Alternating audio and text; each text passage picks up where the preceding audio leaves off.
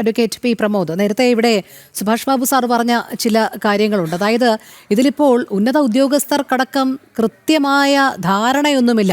1000 kilo വെടിമരുന്ന് കൊണ്ടുവന്നാൽ അതിൽ നിന്ന് എത്ര പടക്കങ്ങളാണ് നിർമ്മിക്കുന്നത്, അല്ലെങ്കിൽ അതിൻ്റെ ക്വാണ്ടിറ്റി എത്ര എന്നൊക്കെ അറിയുക എന്നുള്ളത് അതീവ സങ്കീർണമാണ് എന്നുള്ളത് തന്നെയാണ്. അപ്പോൾ ഈ നിരീക്ഷണ സംവിധാനങ്ങളൊക്കെ ഉണ്ട്, പരിശോധനകളൊക്കെ ഉണ്ട് എന്ന് പറയുമ്പോൾ ഏകദേശം ഒരു 90% അതൊക്കെ പ്രഹസനമാകാനുള്ള സാധ്യത തന്നെയാണ്. വന്ന് നോക്കുന്നു, കണക്കെടുക്കുന്നു, പോകുന്നു. അത് ഈ തൊഴിലാളികൾ അല്ലെങ്കിൽ ലൈസൻസി പറയുന്നത് മാത്രമാണ് അവർക്കും അറിയാവുന്നുള്ളത്. അപ്പോൾ അവിടെ കൃത്യമായി വരേണ്ടുന്നത് എക്സ്പ്ലോസീവ് വിഭാഗത്തിൽ നിന്നുള്ള ഉദ്യോഗസ്ഥരാണ്. അവർ കൃത്യമായി തന്നെ ഇതെല്ലാം വിലയിരുത്തി തന്നെ മുന്നോട്ട് പോകേണ്ടതുമാണ്. അപ്പോൾ എവിടെയാണ് ഇത്തരം പാളിച്ചകൾ ഉണ്ടാകുന്നത്? ഇനിയൊരു മാറ്റമാണ് നമ്മൾ പ്രതീക്ഷിക്കുന്നതെങ്കിൽ പോലും നിലവിലുള്ള എല്ലാ പരമ്പരാഗത സംവിധാനങ്ങളും മാറ്റിമറിച്ചുകൊണ്ട് അടിമുടി ഒരു മാറ്റം അത് ഇനി സാധ്യമാണോ എന്നുള്ളതാണ്. ഞാൻ കാര്യം നമുക്ക് അറിയാവുന്നതാണെങ്കിലും റിട്ടയർഡ് SP സാർ പറയുന്ന കാര്യങ്ങൾ ഒരു ഞെട്ടലോട് കൂടിയാണ് ശ്രമിച്ചത്. കാരണം ഇത് പബ്ലിക് മുഴുവൻ കേട്ടുകൊണ്ടിരിക്കുകയാണ്.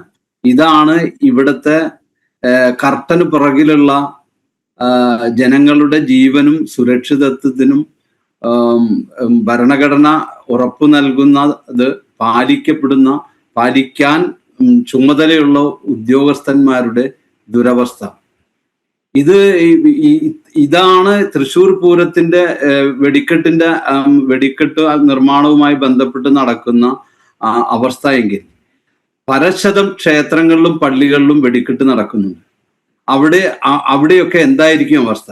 ഇവിടെ ടൂറിസത്തിന്റെയും കമേഴ്സ്യലിസത്തിന്റെയും ഒക്കെ ഭാഗമായിട്ട് ഉദ്യോഗസ്ഥന്മാർ, അതായത് പൂരത്തിന് വളരെ മാസങ്ങൾക്ക് മുമ്പ് തന്നെ പ്രിപ്പറേറ്ററി മീറ്റിംഗ്, അതിന്റെ മറ്റു കുറേയധികം കാര്യങ്ങൾ, പിന്നെ സുരക്ഷിതത്വത്തിന് വേണ്ടി സേനയെ വിന്യസിക്കുന്നത് ഒക്കെ ചെയ്യുന്ന ഒരു സ്ഥലത്താണ് ഈ രീതിയിലുള്ള ഒരു പരിശോധന അല്ലെങ്കിൽ നാമമാത്രം അല്ലെങ്കിൽ പ്രഹസനമാണ് നടക്കുന്നത് എന്ന് അറിയുന്നത്. ഇത് ഇപ്പോ ഈ രീതിയിൽ ചാനലിലൂടെ തന്നെ പുറത്തു പറയുമ്പോൾ ഇതിന് എങ്ങനെ പരിഹാരം ഉണ്ടാക്കാം എന്നാണ്. പരിഹാരം ഉണ്ടാക്കാൻ എന്നുള്ളത് എന്താ പറയാ, ആ ചുമതലപ്പെട്ട ഉദ്യോഗസ്ഥൻ തന്നെ. ഞാൻ ഇന്നലെ ചർച്ചയിൽ പങ്കെടുത്തപ്പോഴും കഴിഞ്ഞ വർഷം ഡൽഹിയിലെ ഒരു ഫയർ വർക്ക്സ് ആക്സിഡന്റുമായി ബന്ധപ്പെട്ട് സുപ്രീം കോടതി വാദം കേൾക്കുമ്പോൾ സുപ്രീം കോടതിയിൽ അത് ഒബ്സർവേഷൻ ഉണ്ട്, പക്ഷെ അത് റിട്ടേൺ ഓർഡർ ആയിട്ട് ട്രേസ് ഔട്ട് ചെയ്യാൻ പറ്റിയിട്ടില്ല. ഉദ്യോഗസ്ഥന്മാർക്ക് പേഴ്സണൽ ലയബിലിറ്റി, കാര്യം രാഷ്ട്രീയക്കാർ മാറിപ്പോവും, ജനങ്ങൾ മാറിപ്പോവും, പക്ഷെ മരണത്തിന് ഉത്തരവാദി ആര് എന്നുള്ളത് തീരുമാനിക്കുമ്പോൾ ഉദ്യോഗസ്ഥ തലത്തിൽ വീഴ്ചയുണ്ടായിട്ടുണ്ടെങ്കിൽ അതിന്മേൽ നടപടി എടുക്കണം. അപ്പോൾ ഇത് വിരൽ ചൂണ്ടുന്നത് ഒരു law and order break down ഇവിടെ ഈ വെടിക്കെട്ടിനെ സംബന്ധിച്ച് നടക്കുന്നുണ്ട് എന്നുള്ള. കഴിഞ്ഞ വർഷം പൂരം കലക്കാൻ ശ്രമിച്ചു എന്നുള്ളതാണ്. ഇവിടെ ആരും കലക്കാനല്ല ശ്രമിക്കുന്നത്, സുരക്ഷിതത്വത്തോടു കൂടിയുള്ള ഒരു പൂരം ഉണ്ടാവാനാണ് ആഗ്രഹിക്കുന്നത്. അതിന്റെ ഭാഗമാണ് ഈ രീതിയിലുള്ള പ്രതിനിധി. പക്ഷെ ഒരു പോലീസ് സംവിധാനത്തിന്റെ ജില്ലയിലെ മേധാവി തന്നെ ആയിരുന്ന അദ്ദേഹം ഈ രീതിയിൽ പറയുമ്പോൾ ഇത് എങ്ങോട്ടാണ്?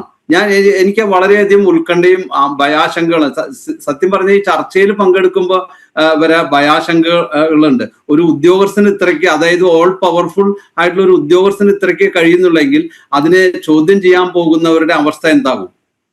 അപ്പൊ ശ്രീ പ്രമോദ്, അദ്ദേഹം അതിന്റെ ഒരു സങ്കീർണതയാണ് സൂചിപ്പിച്ചത്. കാരണം ഒരു വലിയ ഉത്സവം നടക്കുന്നു, ആഘോഷം നടക്കുന്നു, അനുവദനീയമായതിലും കൂടുതൽ സ്ഫോടക ശേഖരം അവിടെ എത്തുന്നുണ്ടോ എന്നുള്ളത് മനസ്സിലാക്കാൻ നന്നേ പ്രയാസപ്പെടേണ്ടി വരുന്നു എന്നുള്ളതാണ്. അദ്ദേഹം അതിന്റെ സത്യം തന്നെയാണ് പറയുന്നത്. കാരണം ഇതൊന്നും പ്രായോഗികമായി ഈ വെടിപ്പുരകളെല്ലാം കയറി ഇറങ്ങി ഇതിൻ്റെയൊക്കെ അളവും തോതും ശേഖരിക്കുക എന്നുള്ളത് സാധ്യമായ കാര്യമല്ല എന്നുള്ളത് കൂടിയാണ് സൂചിപ്പിക്കുന്നത്. മാത്രമല്ല, ഈ നിലവിൽ ഈ പാടശേഖരത്തിൽ വെടിപ്പുരകളെല്ലാം എത്രത്തോളം ചേർന്നിരുന്നതാണ് എന്നുള്ളത് നമുക്കറിയാം. ഈ വെയിലത്തിട്ട് ഉണക്കാൻ ഇങ്ങനെ വെറുതെ വാരിയിട്ട് ഉണക്കുകയാണ്.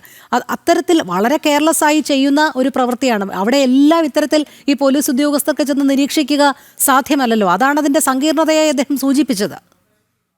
പക്ഷേ ഞാൻ ഈ പാടുക്കാട് ദുരന്തത്തിന് ഇടയായപ്പോൾ മജിസ്റ്റീരിയൽ എൻക്വയറിയിൽ അന്നത്തെ പാറമേക്കാവ് ദേവസ്വം പ്രസിഡന്റായിരുന്ന വ്യക്തി കൊടുത്ത മൊഴിയിൽ AICC അധ്യക്ഷ ആയിരുന്ന ശ്രീമതി സോണിയാഗാന്ധിയുടെ സന്ദർശനത്തോടനുബന്ധിച്ച് പ്രിപ്പയർ ചെയ്ത് വെച്ച കാര്യങ്ങൾ, വെടിക്കെട്ട് കോപ്പുകൾ മാഗസിനിൽ നിന്ന് മാറ്റേണ്ടി വന്നതാണ് എന്നാണ്. അപ്പോ ഈ ഷിഫ്റ്റിംഗ് കൊണ്ടാണ് അവിടെ ദുരന്തം ഉണ്ടായത് എന്നാണ് പറയുന്നത്. ഇപ്പൊ ഈ രീതിയിൽ ഒരു ജനങ്ങൾ ഇവിടെ ആർക്കാണ് സുരക്ഷിതത്വം കൊടുക്കേണ്ടത്? പൊതുജനങ്ങൾ എന്ന് പറഞ്ഞാൽ ഡിവോട്ടീസുമാണ്. അവരുടെ സുരക്ഷിതത്വം ഉറപ്പുവരുത്തണമെങ്കിൽ ഇനി ഈ രീതിയിൽ ആണ് കാര്യങ്ങൾ പോകുന്നതെങ്കിൽ തീർച്ചയായിട്ടും ലൈസൻസിങ് അനുവദിച്ചു കഴിഞ്ഞാൽ ഇത് സംബന്ധിച്ച് ഓരോ നിർമ്മാണങ്ങളും മോണിറ്റർ ചെയ്യാൻ, അത് മോണിറ്റർ ചെയ്ത് ഫിനിഷ്ഡ് ആയിട്ടുള്ള ഗുഡ്സ് എക്സ്പ്ലോസീവ് ഡിപ്പാർട്ട്മെന്റിന്റെ കീഴിലുള്ള ഉദ്യോഗസ്ഥൻ ഏത് മാഗസിനിലാണോ സീൽ ചെയ്ത് സൂക്ഷിക്കേണ്ടത് എങ്കിൽ അതീവ സുരക്ഷയോട് സൂക്ഷിക്കാൻ വേണ്ട സംവിധാനം വരണം. അല്ലാത്ത പക്ഷം ഇനിയും ഇത്തരം ദുരന്തങ്ങൾ ആവർത്തിക്കും. അത് ജില്ലാ പോലീസ് മേധാവി നിയോഗിക്കുന്ന ഇത് സംബന്ധിച്ച അറിവുള്ള ഉദ്യോഗസ്ഥൻ. കാരണം ഒരു ഗുണ്ടെടുത്ത് നേരെ വെള്ളത്തിലിട്ടാൽ അത് ആ വെള്ളത്തിൽ എത്തുന്ന ഫോഴ്സോട് കൂടി വേണമെങ്കിൽ പൊട്ടാം. അപ്പോൾ ഉണ്ടാവുന്ന ഈ എക്സ്പ്ലോസീവ്സ് കൈകാര്യം ചെയ്യുമ്പോൾ വ്യക്തമായിട്ടും ഇതിനെക്കുറിച്ച് അറിവുള്ള, സയന്റിഫിക് ആയിട്ടുള്ള അറിവുള്ള ഒരു ഉദ്യോഗസ്ഥ നേരെ തന്നെയും അതിനൊരു ടൈം ലൈൻ, അതായത് പ്രിപ്പയർ ചെയ്യുന്ന സമയം മുതൽ അത് നിർമ്മിച്ചു കഴിഞ്ഞാൽ അത് എവിടെ സ്റ്റോർ ചെയ്യണം, ആ സ്റ്റോർ ചെയ്യാനുള്ള റൂം കൃത്യമായിട്ട്. ഇപ്പൊ അവിടെ ഇന്നലെ ദുരന്തം നടന്ന സ്ഥലത്ത് എല്ലാവരും കണ്ടതാണ് അത് എങ്ങനെയാണ് നിർമ്മിക്കുന്നത്.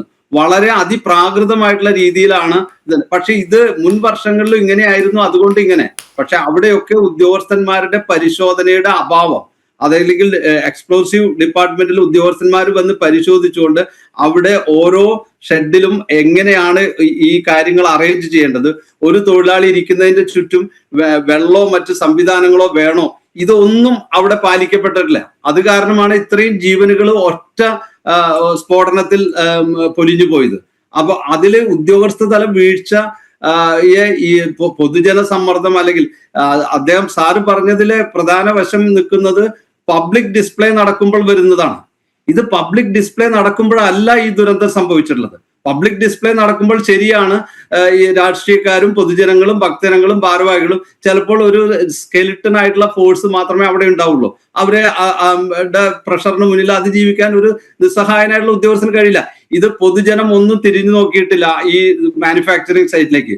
അവിടെ മാനുഫാക്ചറിങ് നടക്കുന്നുണ്ട് എന്ന് അറിയുന്നത് ജില്ലാ അഡീഷണൽ ഡിസ്ട്രിക്ട് മജിസ്ട്രേറ്റിന്റെ ഓഫീസിനും ജില്ലാ പോലീസ് മേധാവിയുടെ ഓഫീസിലും ലോക്കൽ പോലീസ് സ്റ്റേഷനിലും ഡിപ്പാർട്ട്മെന്റ് ഓഫ് എക്സ്പ്ലോസീവിലെ ഉദ്യോഗസ്ഥന്മാർക്കുമാണ്.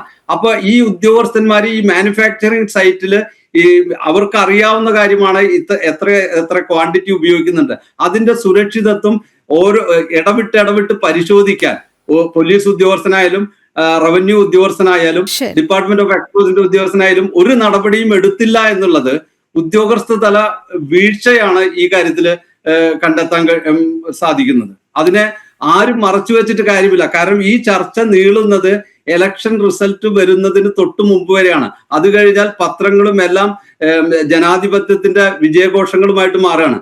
ജനാധിപത്യത്തിന്റെ വിജയഘോഷങ്ങളിൽ ജനങ്ങളുടെ ജീവനാണ് വില കൽപ്പിക്കേണ്ടത്. ഇപ്പോൾ രാഷ്ട്രീയ നേതൃത്വമായാലും ഉദ്യോഗസ്ഥ നേതൃത്വമായാലും ജനങ്ങളുടെ ജീവന് സുരക്ഷിതത്വം നൽകുന്ന രീതിയിൽ അവിടെ വർക്ക് ചെയ്യുന്നതും ജീവനുള്ള വ്യക്തികളാണല്ലോ. അവരുടെ ജീവന് പോലും സുരക്ഷിതത്വം അറിവില്ലെങ്കിൽ അത് ഞാൻ വീണ്ടും 2005 സുപ്രീം കോടതി ജഡ്ജ്മെന്റിലേക്ക് വീണ്ടും പോവാണ്. അത് ഒരു ഭരണഘടന പോലെ തന്നെ എഴുതിയിട്ടുള്ള ഒരു ജഡ്ജ്മെന്റ് ആണ്. അതില് എഡ്യൂക്കേറ്റ് ചെയ്യുന്നതിന്റെ ആവശ്യം, അതായത് ബോധവൽക്കരണത്തിന്റെ ആവശ്യം ഉദ്യോഗസ്ഥ തലം മുതല് ജോലിക്കാരുടെ തലം മുതൽ എല്ലാ തലത്തിലുമുള്ള ഇത് അതിൽ ഡയറക്ഷൻസിലുണ്ട്. അത് പാലിക്കാൻ വെച്ചിരുന്നെങ്കിൽ ഈ ദുരന്തം ഉണ്ടാവില്ല, ഉദ്യോഗസ്ഥ തലം വീഴ്ചയും ഉണ്ടാവില്ല.